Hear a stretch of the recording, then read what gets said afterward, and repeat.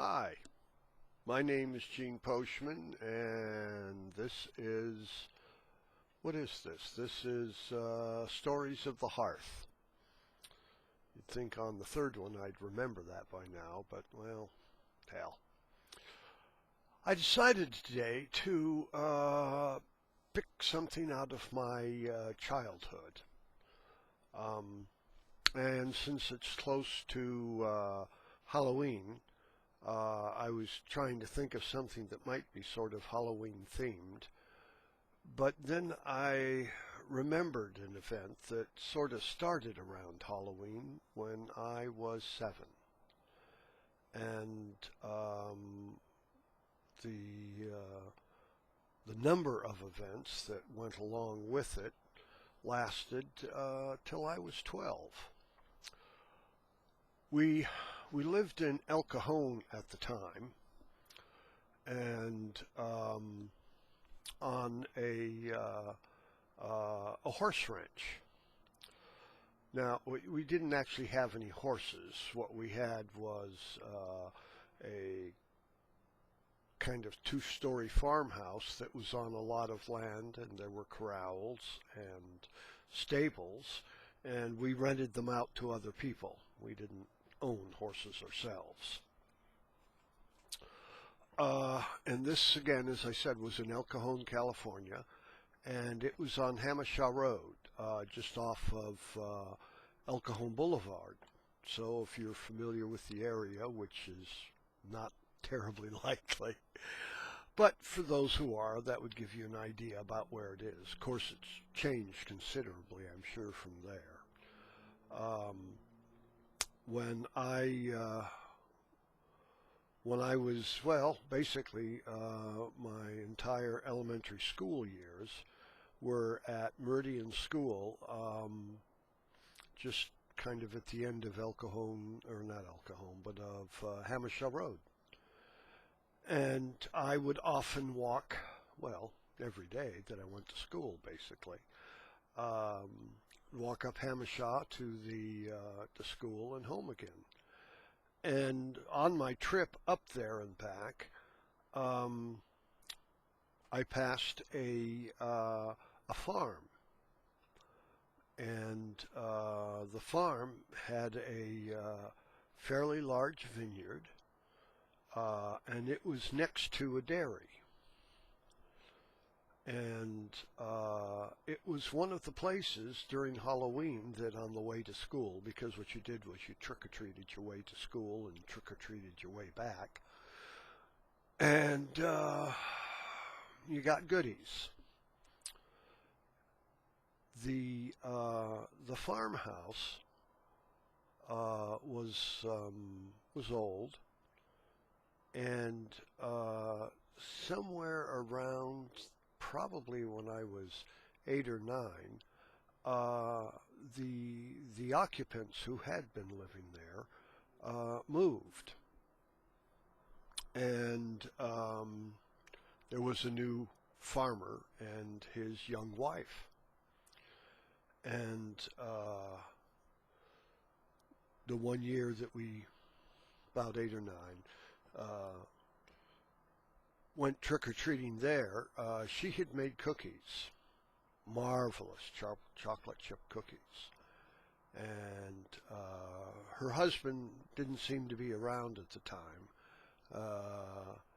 And I remember as a young kid that he had been referred to as the old farmer. And I thought it was kind of sad that this very young woman was married to this old farmer. Anyway, but living there and going back and forth, what I had discovered, and not magically or anything like that, I mean, we always knew it was there, I guess, there was a watermelon patch.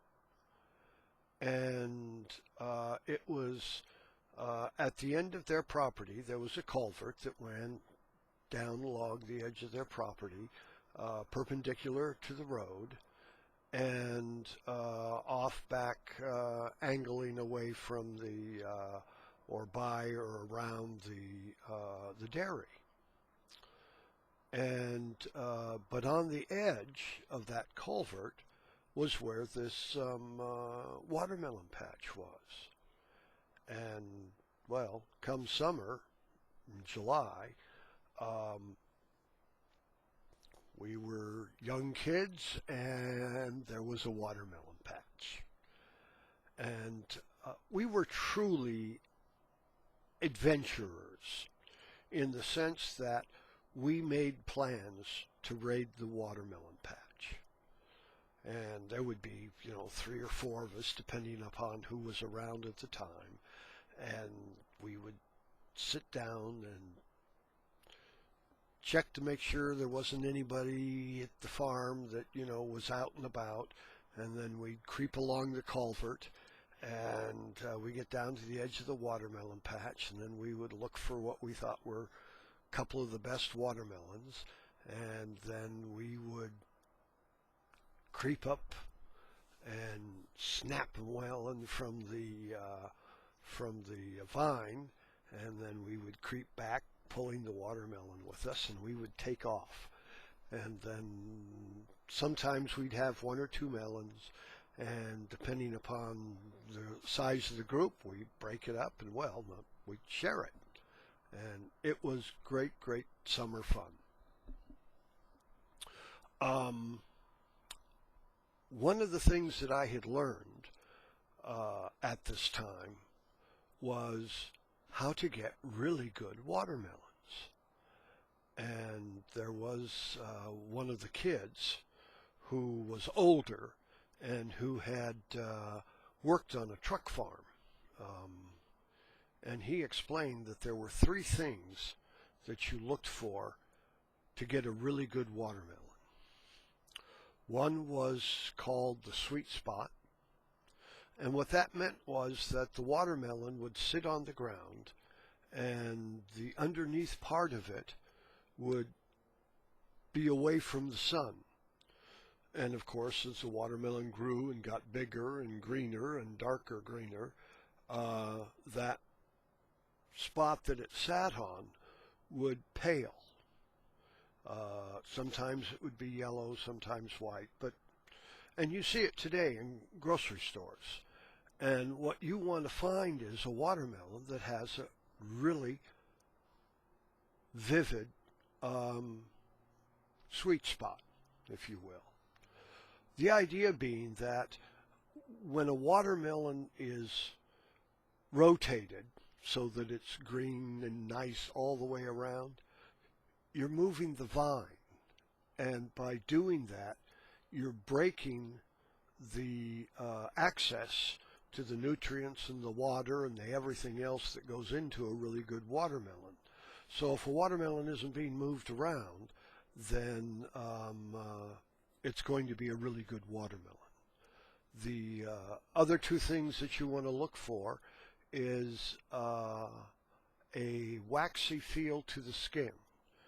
When you hold it or touch it, stroke it, not too much, but enough to tell, and then take your fingernails and you just kind of drag along the edge of the skin, and if it leaves a mark and it has that waxy feel, those 2 things, you got a really good watermelon.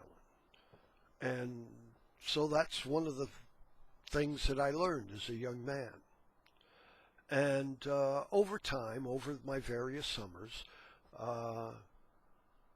we had great raids on the watermelon patch. It was just, we were so cool. We were just brilliant getting away. I do remember one time, though, that we had a newcomer with our group, and he had stood up, and the farmer was at the back of his house, and he came out waving his shotgun and yelling at us to get away, and of course we grabbed what we could and took off. My last raid, if you will, I was 12. It was in July. School was out.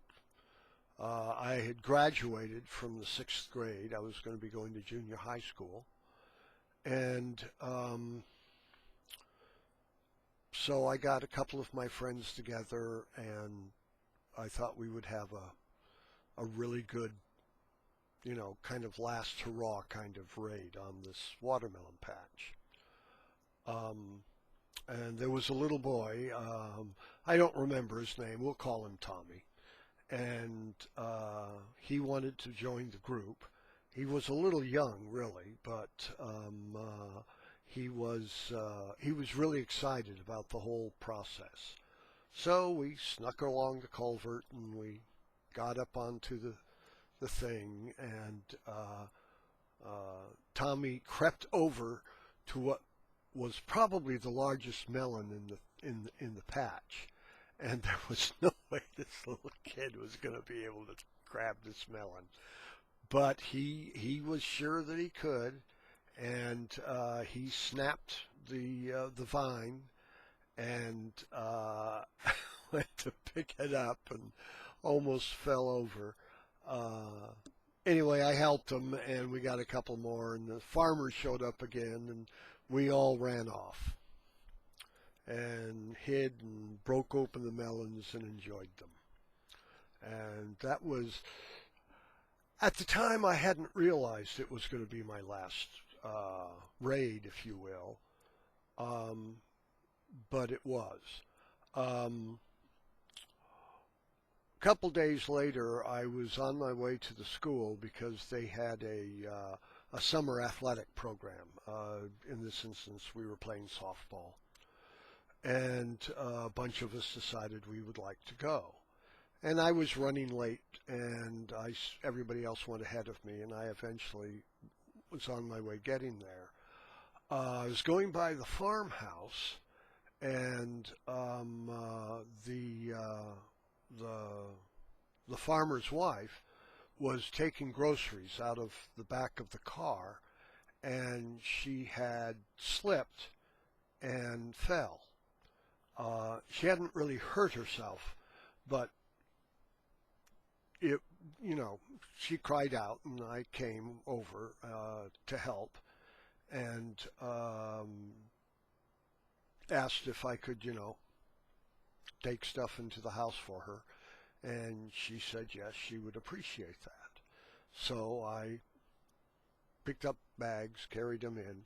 She went on ahead and went into the house, and I guess looked after her to make sure she hadn't done any harm to herself. And I took in the rest of the groceries. And I was getting ready to leave, and she asked if I'd like some milk and cookies. And I remembered her chocolate chip cookies, so I was more than happy to have some. And so I sat in the kitchen at her kitchen table, and I was eating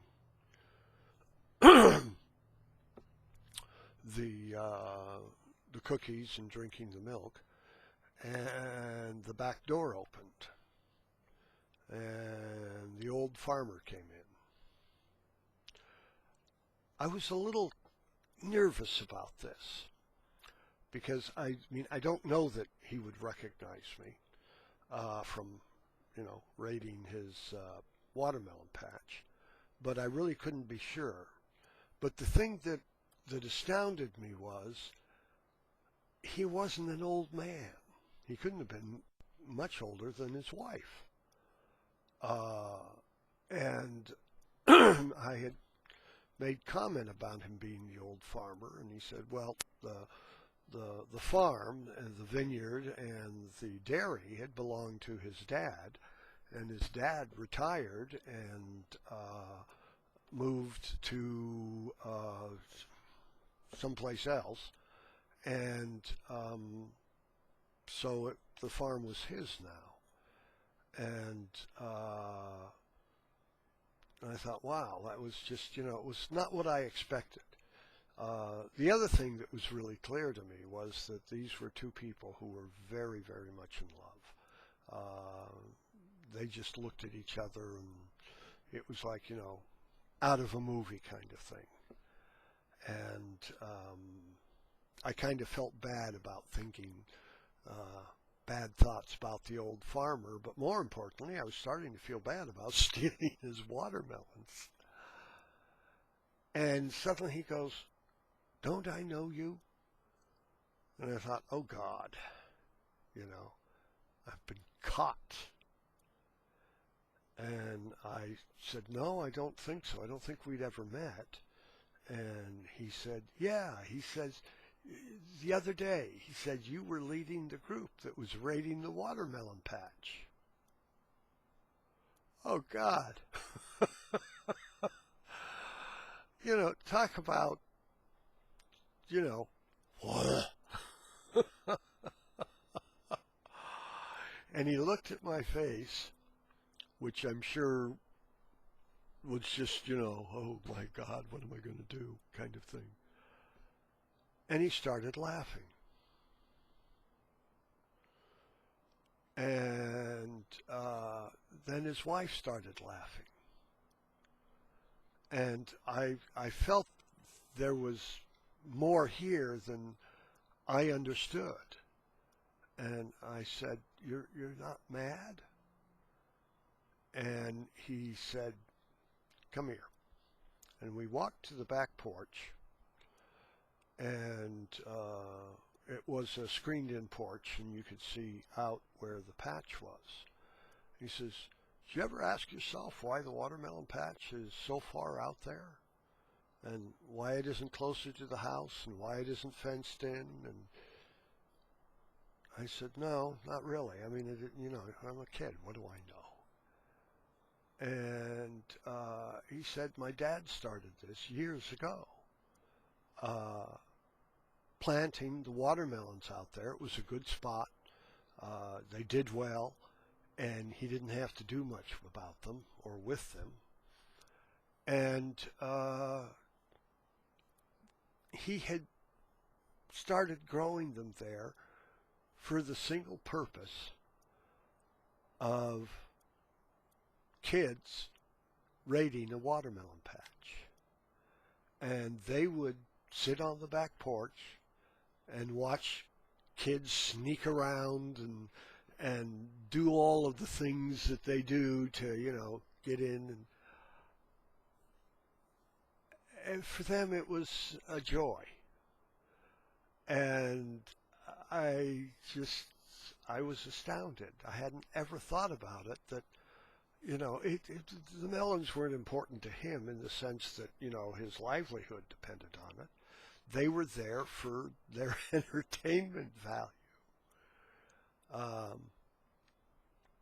Anyway, I finally said my goodbyes, and I left, and I went to the school. We played some baseball and softball, and I came back past the farm, and as I got past it towards the culvert, the little kid, Timmy, and several of his friends were sneaking along, creeping up, and I looked back at the house, and I could see the shadows of them in the back porch.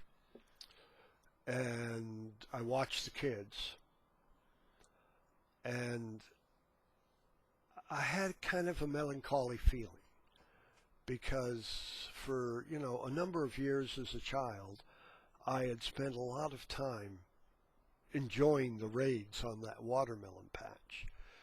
And now as an older child, I was watching, and I suddenly realized that it was very different. I had been taken out of the innocence of childhood a little bit and shown the other side, the side of responsibility, of people looking after kids and seeing them. And I had a warm sense about the kids climbing up onto the the thing, and I could hear the back door of the farmhouse bang open, and the farmer coming out and yelling, and of course the kids taking off. And I remember the exhilaration and all of that, and now I was kind of watching it from the other side. I, as an adult, made as much as I could of my purpose as a parent to see to it that my kids got to have that childhood, that time of innocence where they don't do evil things, but maybe naughty things or just things to do, but they get to do it as safely as they possibly can. At any rate, that's my story for the night. We'll call it the Great Watermelon Raid, and I'll have another one for you in a day or so. Good night.